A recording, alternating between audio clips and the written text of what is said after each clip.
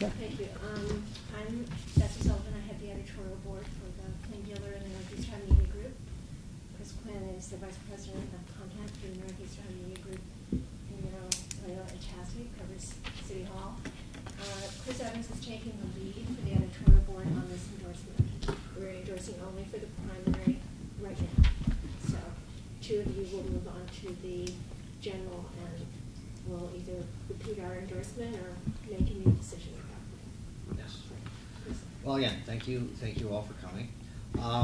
Let's start with you, Brian, since you are the incumbent. Why are you? This will be the first time you've run and been elected, right? Or were you elected? No, it's the first time. Okay, so you were appointed by Martin Correct. Sweeney.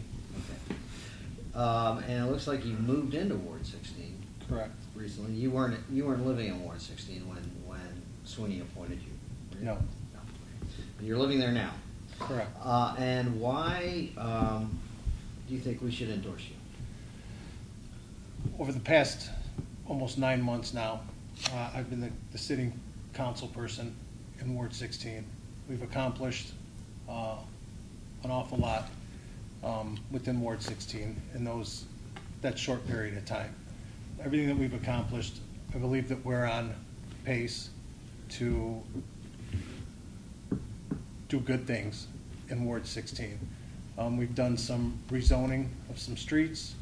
We've taken an active role in the housing stock, as well as safety and community involvement. I want to continue what I've started already in Ward 16. When you say you've taken an active role in the housing stock, what do you mean? Well, since January, we've had 3 houses demoed, another 4 by the end of the year. We've, along with the community development property, our community development corporation, we've been active in rehabbing 13 properties. We've inspected 3,171 homes. How many? 3,171 homes. Mm-hmm. Of that, 1,000 of them, roughly 1,000 had minor violations, with 213 of them coming into voluntary compliance. Through the city of Cleveland, we've had 516 homes roughly inspected. 128 violation notices were written and 12 condemnations. And that's just in 8 months. Okay. And that is the housing stock and maintaining and bettering it is an important part of quality of life issues in Ward 16. So we've addressed those issues, and we're going to move forward with them. So there were 2 sets of inspections then? There was Right. one by the city and one by what, your The CDC? Community Development Corporation. So they have an inspection officer who has the power to issue citations? Well, no, not citations. The community development organization, they get a letter. Before we send you over to building and housing, here's your minor violations. We're asking you to voluntarily comply with, getting them fixed so we don't get you turned over to building and housing. And more than 20% have voluntarily complied, which is a good start. So have you inspected all the houses then? Not all the houses, no. Okay. And how many rehabs did you say? 13. Rezoning the streets. I'm curious, what is that? Lorraine Avenue is now a design review district between 143rd or between 140th and 100 and either 23rd or 29th, because the ward boundaries right there is now a design review district. You know that Lorraine Avenue is in the process of being completely overhauled, along with there's new sewers, new street, new curbs, new sidewalks, streetscape going in. Part of that is, now that that's almost complete, is a design review district, which was passed last Wednesday by City Council. In September, we'll also designate and pass legislation to make it an urban overlay district, which will allow us to have Lorraine Avenue become more pedestrian friendly, bring in more businesses. Chris, why don't we give every alternate No, I was chance just to gonna make some move on. introductory statements. Okay, so that brings us to Mr. Ritter. Why are you running for office? Well, I've lived in Ward 16 for 59 years. Actually, September 30th, it'll be 60, minus 4 months where I had moved to Rocky River due to a family emergency. I graduated from John Marshall High School in 1973, which is the high school in Ward 16. I later taught there for 16 years. Taught at the old West Tech the last 4 years it was open, which is now, with redistricting, a great deal of those people in that neighborhood was the West Tech neighborhood. I think from living there my entire life, from teaching there, from going to school there, that I have a very unique perspective of the ward. I've seen it at a time when it was best. I've seen it decline, and I've seen it level off. And I think I have a good handle on why these things happened and how it occurred. And I think I have an idea about, how we can bring it back. And obviously, I bought a house 2 doors down from where I grew up, and I have, my heart's there. And I truly believe I can help the ward. Mr. Kelly. Well, I've been there about 25 years now in the area. I'm a single dad. I raised my kids since they're 4, 6, 7, and 8 there. They went to Catholic school and public school and charter school. They're kind of all over. One Baptist school, just depending on what their individual needs were. Mm-hmm. I worked skyscrapers 30 years, so most of our ward is a working class ward. Mm-hmm. I feel I know what the ward needs and what they feel as far as possibly being on some help at times with public assistant, being underemployed, being on unemployment, and then being employed. Mm-hmm. I think the inspections with the Community Development Corporation are good. I like having Bel Air Puritas there. They do a lot of social service things that's needed. But also I think you need to help some of these people. Sometimes when people aren't able to do something, it's because monetarily they haven't got the cash, or maybe their kids are going to school that they're worried about first to put something off. So I'd like to have a little bit of thought in that when you're dealing with the neighborhood. Miller and Sweeney were there probably about 35 years combined. Marty was there for 8 years as city council president. It's a nice neighborhood, but we've been a sleepy little hamlet. We haven't had to have anything. PPG has been there.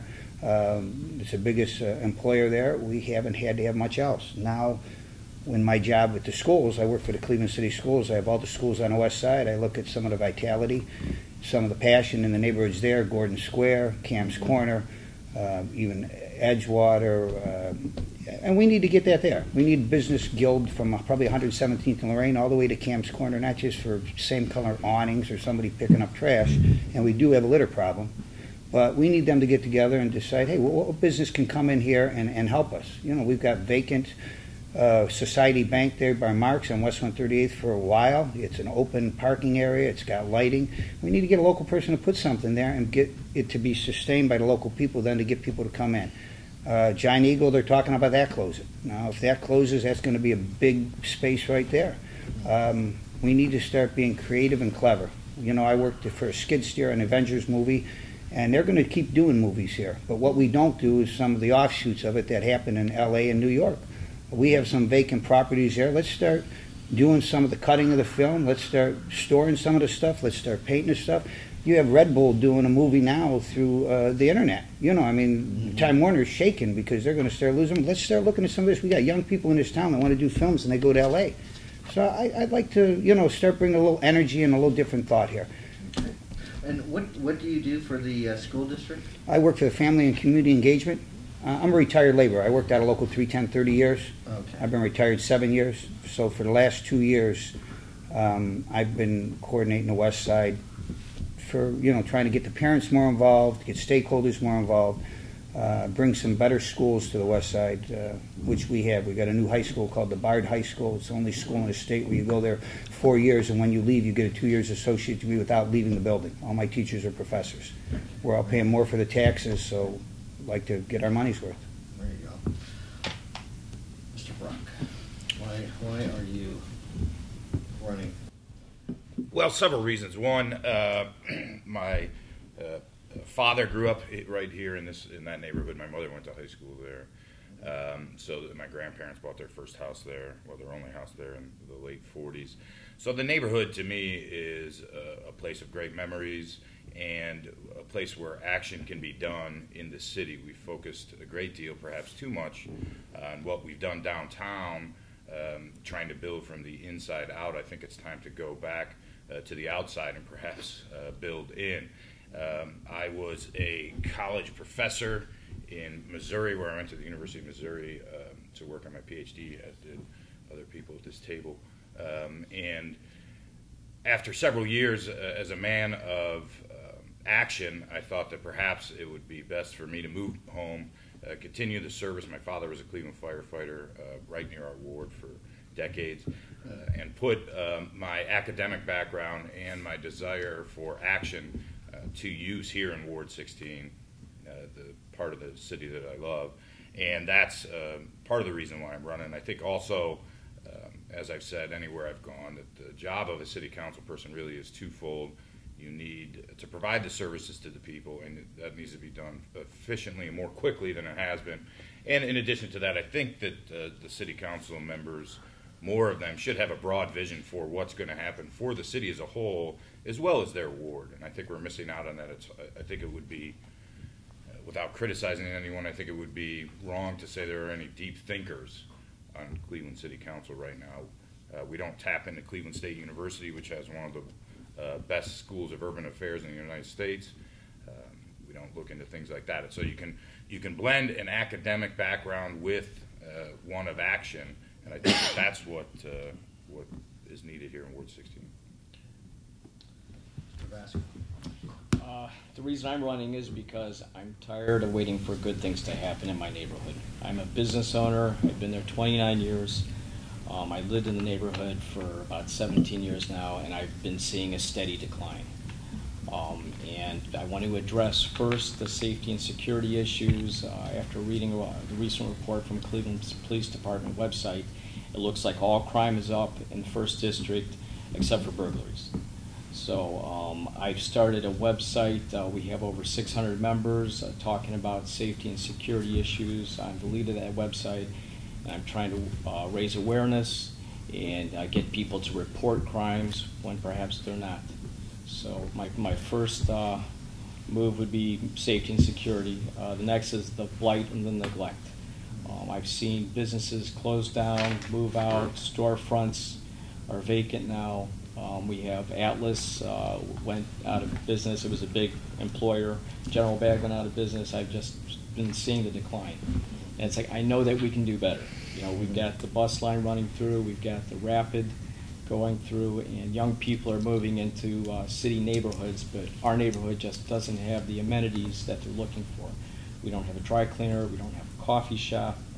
I just know that we can do better. And also, I'd like to improve the public space. We have a park called Jefferson Park, and I was part of the grant writing process that did an event a couple of Saturdays ago at Classic Car Show. So I'd like to create some events, beautify the public spaces, and create more awareness in our neighborhood, because right now it just tends to be a drive-through neighborhood. And what, you're a business owner. What business do you own? I sell beer and wine. Beer and wine? Yeah. So do you have like a beverage store? Yeah, it's a beverage store. Beverage store. Yeah, corner store. Well, since we ended with you, let's start with you. Safety and security is the top of your list. How would you improve safety and security? Well, I would try to get people to report more. There's a lot of crimes that go underreported, and I'm just encouraging people. There's an online reporting tool that people can go online, report crimes, and then I would just try to increase awareness. Like I said, we have a website. It's called westparkclevelandnextdoor.com that has 600 members, and we talk to each other online, and we do occasionally meet in person to create block watches. When did you create that website? 2012, I believe. August. It should be written down. It says August 2012. Yeah, and it's grown nicely, and it's a good tool for people to connect to each other. You know, instead of people having to get together face to face. I mean, there's no substitute for that, but it's also just a nice way to communicate with one another. So that's what I would do. What about in terms of working with, you're in what district?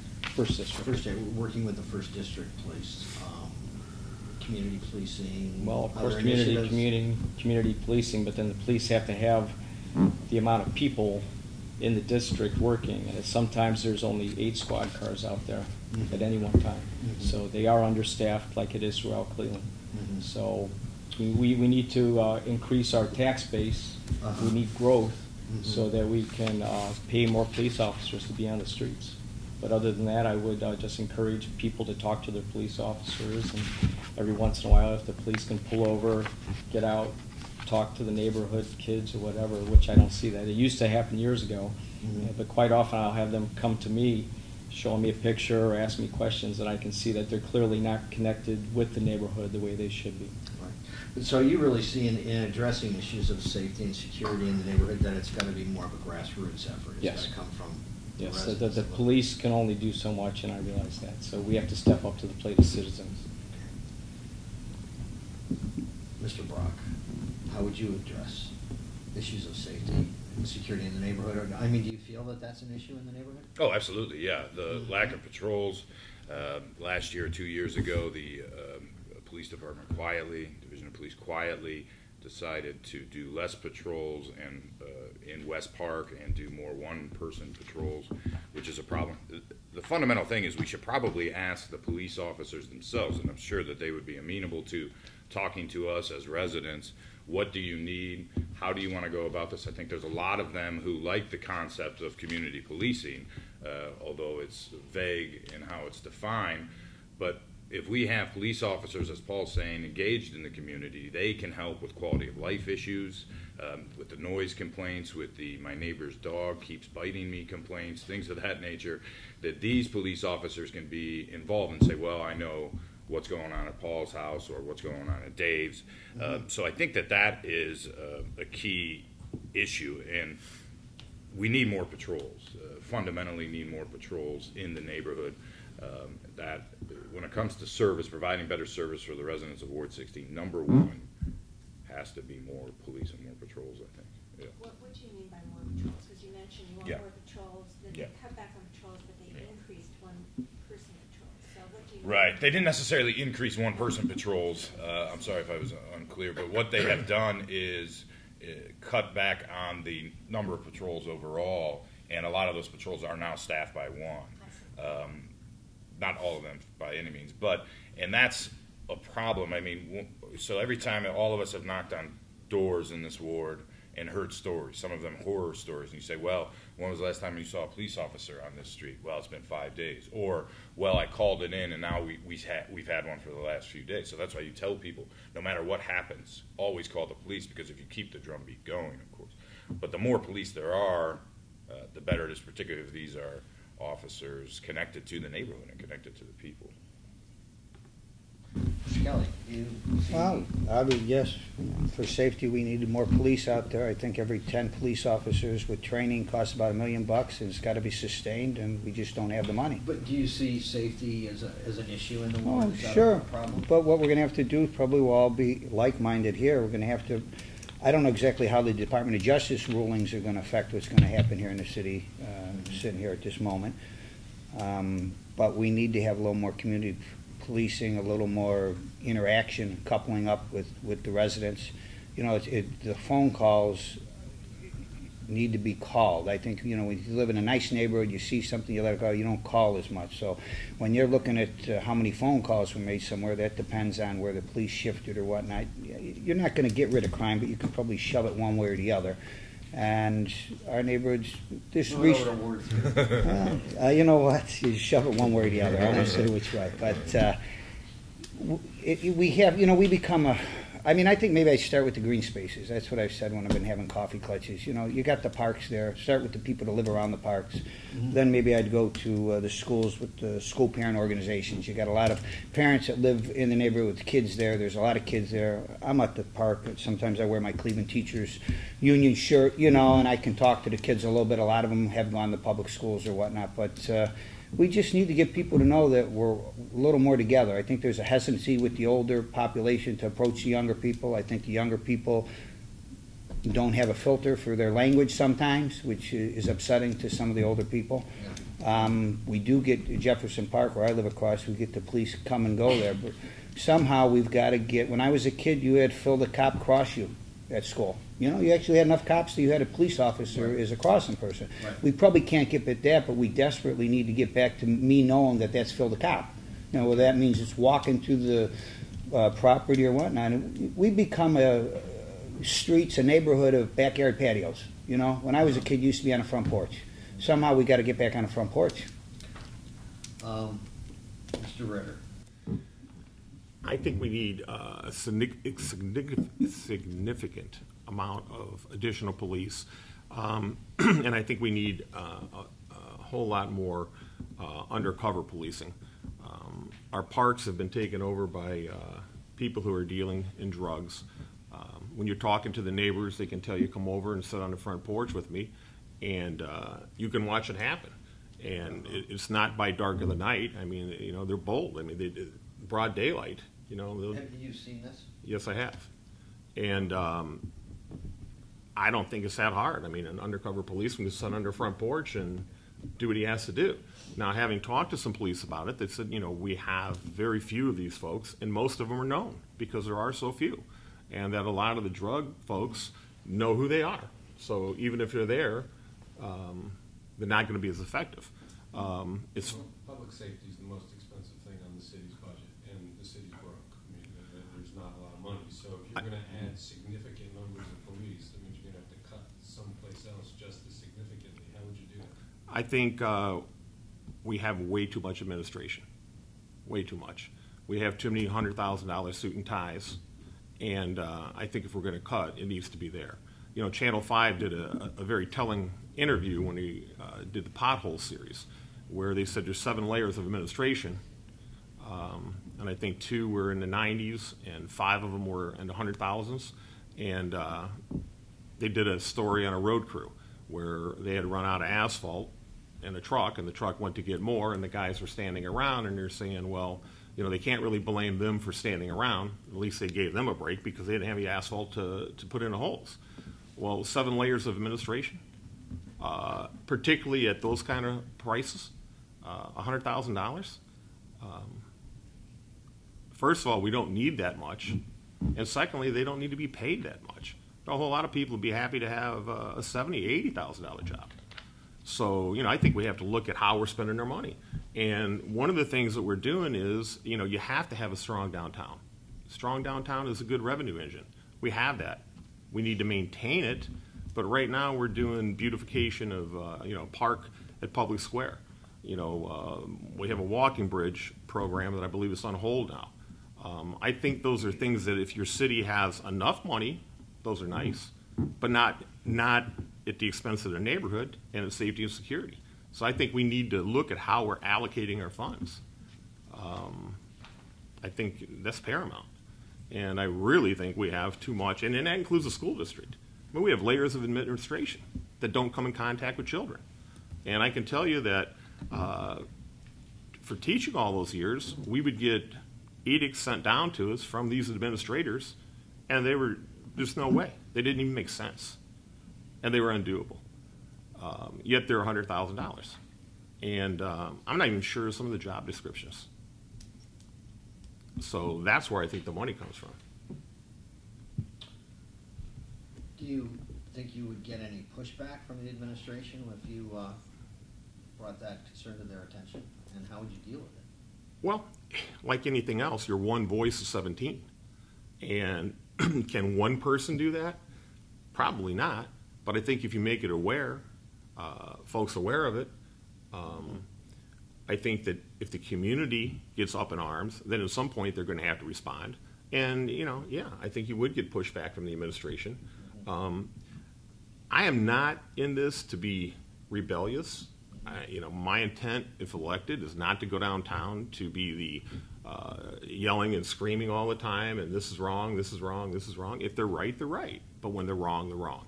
And when our neighborhoods are suffering, I think, you know, we have to have a strong advocate for that. And I don't see anything changing until people feel safer and more comfortable. When I knock on doors and I have people peeking out the window before they want to answer the door, it's terrible, particularly with seniors.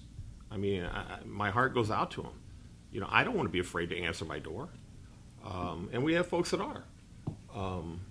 Is it 100% or 90%? No, but it's probably 20, and that's way too many. It sounds as if what you would want to do is build consensus among other members on council so that you could present a... Exactly. I mean, one person can't do that. There's 17 council members and a mayor.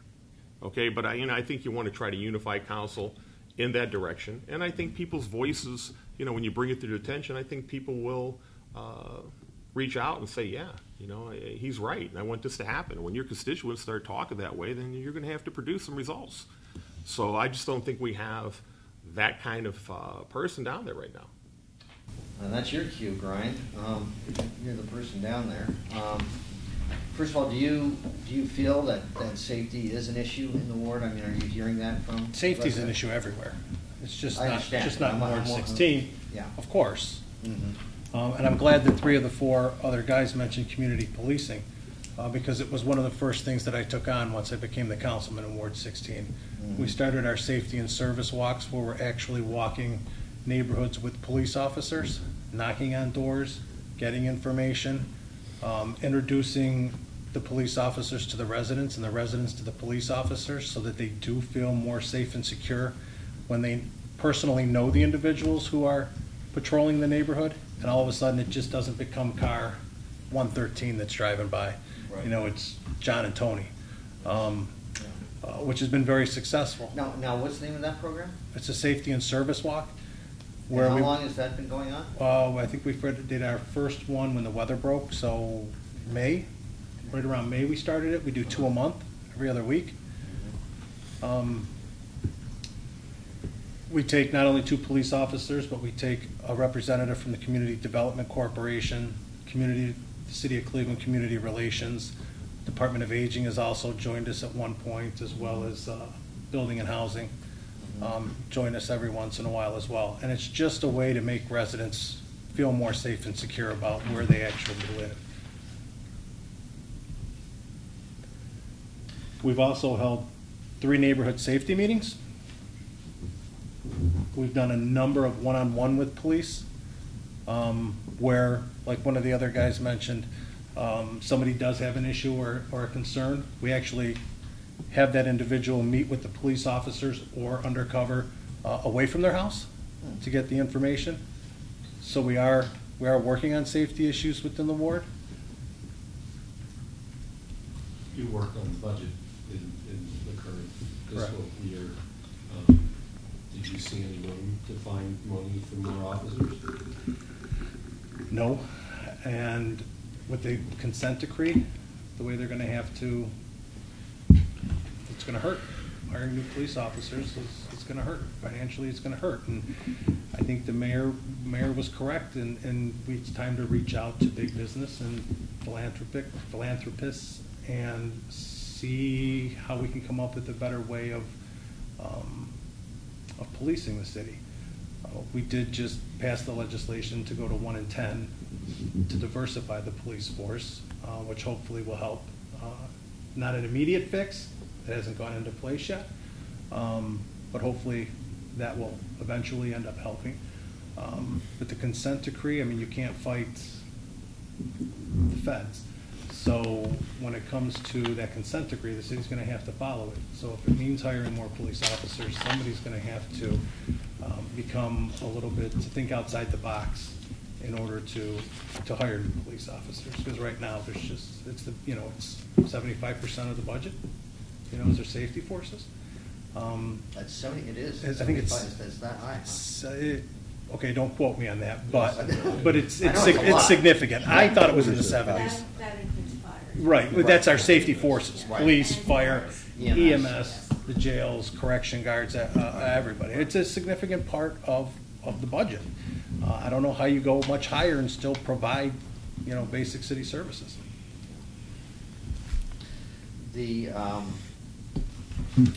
What are some of the other concerns, that you're hearing, Brian, from residents in the ward? Safety there seems to be consensus there. In terms of redevelopment, blight. Blight is what I first started hearing back in January, which is why we took the aggressive measure to deal with the housing stock in the issue. Was Ward 16 hit hard with walkaways? Not as hard as other places in the city. I think we were pretty lucky in that manner. It's not like we have rows and rows of blighted houses or condemned houses. We do have our fair share, as every ward does. Right. But it's nothing like other parts of the city. Right, but it's a concern. Yeah. And you were saying that you're addressing it both with using the CDC And the city. inspectors and city inspectors. Correct. And issuing citations. Through the CDC, asking for voluntary compliance. Right. And those individuals, some of them get back to us, hey, listen, I don't have the money, I don't have the resources, I don't have the funds. You know, we do assist them in attempting to get whatever these minor violations completed would be. We really like working with the homeowner as opposed to a tenant, and we're more sympathetic to the homeowner who may have just fell on hard times and needs help painting a house, as opposed to an investment property owner who may be living in Brecksville somewhere and just Denver. Yeah, Denver or California, or if we had a Baghdad guy owns a house on Really? 138th. Yeah, try to find him. Has he ever been? I don't think he's ever been. He has a property management company out of New York who's managing the property. Well, international investors. Exactly. Mr. Vasco had mentioned this idea that some of the closer neighborhoods and New Industry Circle are getting these millennials, these younger people moving in and having more of that kind of hip vibe, and that, you know, Ward 16 is a little bit more of an established older family class neighborhood. Is that something that you think that can change with some of your? Yes, as a matter of fact, I was just, Lorraine but I don't remember who told me. Somebody had just done a study about college-educated individuals, and they were actually surprised at the number of college-educated individuals who reside within Ward 16. I know we do have our fair share of blue-collar, hardworking individuals, but we do see an increase in millennials who are moving in and staying. Do you see blight as a problem? I see it as a very big problem. Now that the wards have been expanded, you know, we have almost neighborhoods within the wards. And we have several neighborhoods where we have significant amount of slum landlords. And I call the slum banks. You know, these folks foreclose on a home and they don't take care of the property. We have one gentleman in my neighborhood between Lena and Sprecher that owns 55 homes. And he bought them at the time that the housing market fell. And most of those properties are in disrepair. And, you know, we can't have this type of thing going on. And how do you know this? How did you find out that this? Well, the Development Corporation has been trying to deal with him for a long time. Okay. And it's pretty much common knowledge. Okay. This is not a hidden secret. Right. You know, as far as the blight issue, we have people that are looking to leave because of condemned homes. And these are good residents. I mean, I feel bad. I go up to a home and they're landscaped like a golfing green. And then across the street, you have a blighted home. 2 doors down, you have a blighted home. Now, this is not all of Ward 16. You know, again, you know, I want to emphasize with the increase in the size of the wards, you know, it's almost 5 separate communities in itself. But, you know, there are 2 parts of the ward that are significantly impacted by that. And these are people that we don't want to lose, and then people that feel frustrated because they can't sell their home when they want to leave. Now, as far as the people moving into the ward, what we're not getting is people with young children. And I think that is a significant problem, and then I think it has to do with the fact that there's just little confidence in the school district. So, you know, it's not a situation. When I grew up, as I said, I graduated in 1973, there was a elementary school on my street. You couldn't find a home that didn't have 2 or 3 children, and the reason being they could walk to the corner without having to cross, you know, a major intersection. And Cleveland Public Schools at that time were among the best in the nation. Right now, folks are looking at it that if I move there, I'm going to have to send kids to a private school, and I'll take that money and pay a mortgage and live in the suburbs. And until we can get confidence with people with children back in the neighborhood, it's going to be very hard to get, to get it back. I mean, if you just look at the voting rolls, 2 people, 1 person, because the community is starting to age. And the folks that are moving in with the college degrees we talked about, by and large, haven't started families yet. So, I think once we can get it back to it's just families, it's going to increase a lot of things. And those folks tend to take care of the property a little better, too. Danny Kelly mentioned at Bard College or the Right. I think the school district's starting to do some better things as far as having schools that people have some confidence in, but it's going to take a while. For example, once Bard College can say, hey, we've put X amount of people out, they have 2 years of college credit. Once elementary schools get a little more aggressive as far as people believing that their child is safe and their child is going to get a quality education, at that point, then we're going to get people that are comfortable to live there again. But that's a ways off. But it really limits the people who are willing to move into the neighborhood and purchase homes. Mr. Vasco, you're unusual in the sense that you are a business owner who has invested in Ward 16. I mean, you must talk to other business owners who I could say most business owners right now are not happy with the business conditions. Okay. The quality of the customers has declined. I used to sell, wonderful $20 bottles of wine, and I still sell a lot of nice product, but the neighborhood has changed. And a lot of the people with young families, of course, they move out because of the school systems, which we'll always have. Mm-hmm. But the people that are moving in, it seems like there's a lot of Section 8 properties moving people in, and it's just, my idea is to improve the neighborhoods, and then you'll naturally improve the quality of the people wanting to live in the neighborhoods. I mean, when you say other businesses, so you own a beverage store. I mean, the business profile. Well, for example, we have a Mark's across the street, and we're very lucky to have a Mark's in our neighborhood, and we also have a Giant Eagle. But there's times that I go into Mark's, and they won't have a single register open, and they'll have 1 person working behind customer service.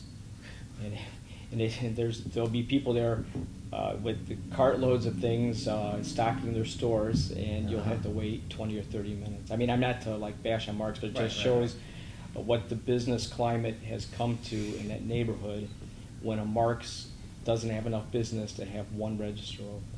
Okay. And it's the same thing. We have a Giant Eagle in the neighborhood, and it's also sometimes they'll have 1 register open. They won't have the self-service checkout. And it's just we don't have the business climate that we need to sustain these businesses. And we just had Harley Davidson. They just closed up their showroom. It just seems like every time I drive down Lorraine Avenue, there's another business that's giving up and moving out. You know what I mean? I'd like to turn that around by improving the neighborhoods, adding amenities, improving the appearance of the business. I mean, and schools are important, but the last census shows that 75% of the households throughout the ward do not have kids of school age. So I'm thinking, schools are important, but how about we think about all the retirees that would like to stay there?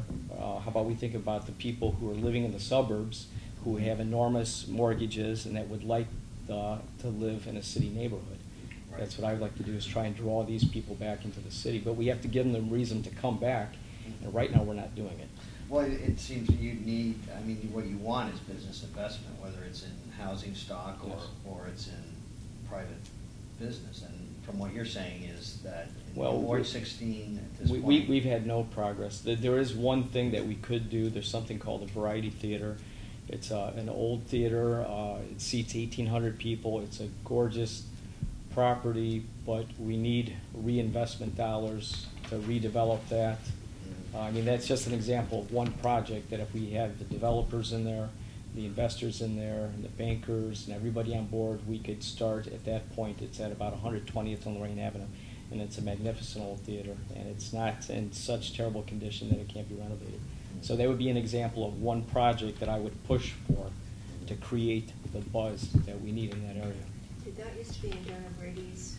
Currently is in Donna Yes. Brady's ward. Oh, it is, okay, Yeah. because she's. And Harley talked about it. Davidson was in Councilman Kane's ward. Oh, okay. Is that it? Is it in 16 now? Or is it- Harley Davidson? No. No, the. Variety Theater? Yeah. It's in Councilwoman Donna Brady's ward. Well, Okay. but doesn't the ward, like, isn't it across the street from Variety Ward Theater 16? sits in Councilwoman Donna Brady's ward. Right, Across the street there is Ward is a, 16 though. yes, Yeah. it's a ward boundary. So it would impact Ward 16. Sure. How would you attract investment? Well, I think, first of all, the 2014 budget, I think, to answer the question, was 67% was safety services, and that does include all of them. I think also the current budget, and Brian can correct me, budgeted for 10 new police officers through a federal grant. Is that right, Brian? The current one.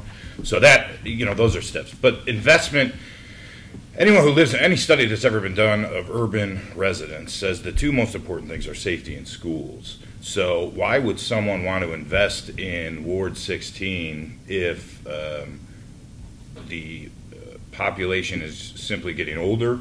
Why would someone want to invest in Ward 16 if the schools aren't good? And most importantly, if you run the risk of crime, not only to your business, whether it be a cash business or not. So all of these things, everything is interconnected here, particularly in the city of Cleveland and in Ward 16. You can attract businesses by beautification, which after Lorraine Avenue is done, I think it will become a little bit of an easier sell than it currently is, certainly. And that will be one step. But you also have to look at what businesses we need. I think part of the problem with Marks and Giant Eagle is that their own that might be their own fault, what Paul was talking about. Common sense tells you when there's 50 people waiting in line that you should have a second register open. But common sense says a lot of things.